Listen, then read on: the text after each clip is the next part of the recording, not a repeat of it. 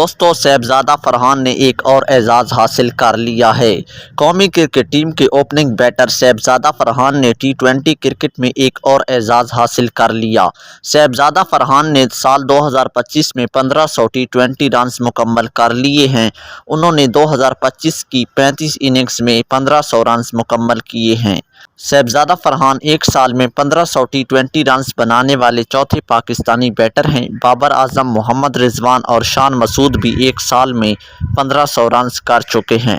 بابر نے 3 مرتبہ 2019، 2021 اور 2024 میں 1500 ٹی20 رنز بنائے ہیں۔ محمد رضوان نے 2021 اور 2022 میں 6 سنگ میل عبور کیا، جبکہ شان مسعود نے سال 2022 میں 1500 ٹی20 رنز بنائے تھے۔ صاحبزادہ فرحان نے اس سال قومی ٹیم سے کھیلنے کے علاوہ پشاور ریجن اور اسلام آباد یونائیٹڈ کی نمائندگی بھی کی ہے۔